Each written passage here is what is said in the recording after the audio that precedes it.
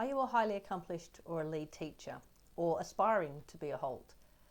Check out this video and find out why it's really worthwhile going to the HALT Summit live.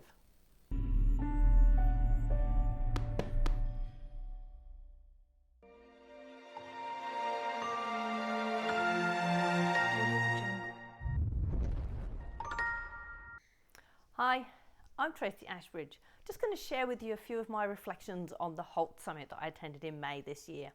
Over the past few years, I've attended the HALT Summit, but never live. I've always done it online at home, or sometimes I've met up with colleagues and we've done it together. But to actually attend live, to be there with a group of like-minded people and feel the vibe in the room was absolutely amazing. And it's something I'm going to be pushing to do in the next few years going forwards as well.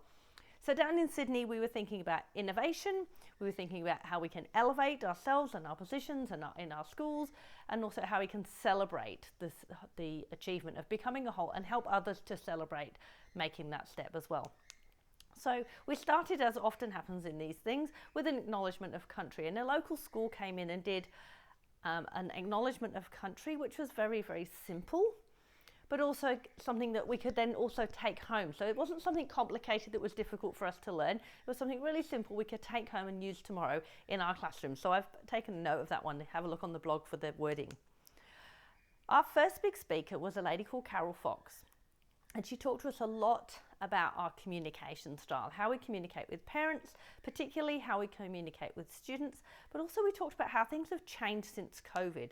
So before COVID, you know, we were very sort of stuck in our ways, I guess. But since COVID, there's a lot more emphasis on relationships, about people getting that balance between personal life and private life and things like that, and being present and not rushing around. So we talked about some of the ways we could reframe our thinking. So thinking about what would it be better to have, or thinking about being curious, what if this could have this? What if we could do that? Well, maybe we can. We talked about the 5 love languages, but also the 5 languages of appreciation, which when you're a team leader or leading in your role, then that's something that to have in back of your mind is like, what do these people really, what makes them feel wanted and loved and valued? My biggest takeout from Carol Fox was the confident stance. So she talked about when you're in a situation and you're not feeling really confident, how do you look confident on the outside? So she taught us to stand the hips just slightly apart, put our hands in front of us, put your hand over your watch, and then put your hands back down in front of you. And just take a deep breath and let your shoulders drop. And then go forwards from there.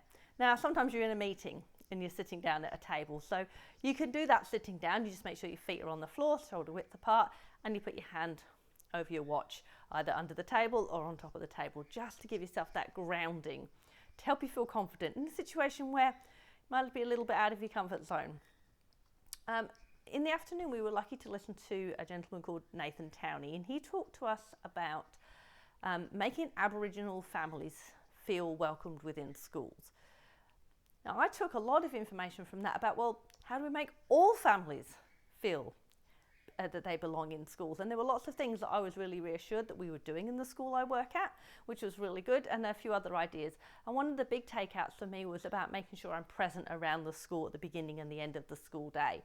So making sure that, you know, at that drop-off time and at that pick-up time, that I'm around so parents can say hi, can have a quick chat, just keep touch base, that I'm part of that everyday communication. On day 2, we did some work around some history of the Aboriginal society, and a lady from Newcastle University presented some fairly confronting and challenging information, which we worked through, and she shared some resources that we can use in our classrooms.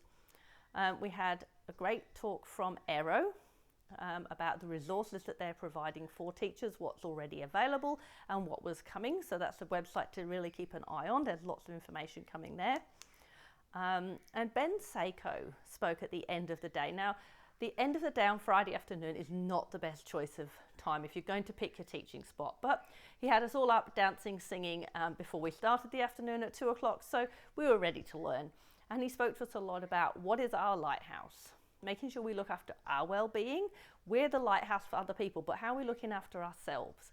What are we doing to help us keep ourselves grounded and in a good place when we're trying to help other people to be in the same place too. So lots and lots of good things came out from him, inspiring and motivating, helping us lay resilient foundations, making sure we provide clarity and we operate with authenticity, because we are that lighthouse that people are looking up to us for guidance, and how do we make sure we do that well.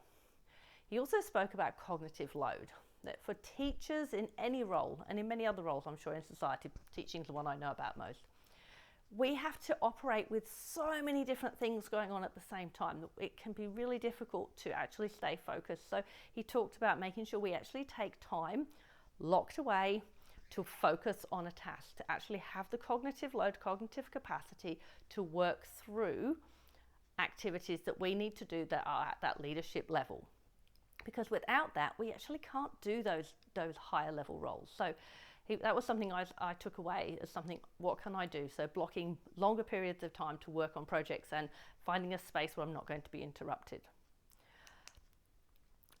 There is lots of information on the HALT website. If you are a highly accomplished or a lead teacher, you should be able to access the HALT website and create yourself a login into that HALT space. And lots of the presentations that were done on that day have been recorded, so you can go back and watch them again, or you can go watch them if you didn't see them before. And there's presentations from previous years too.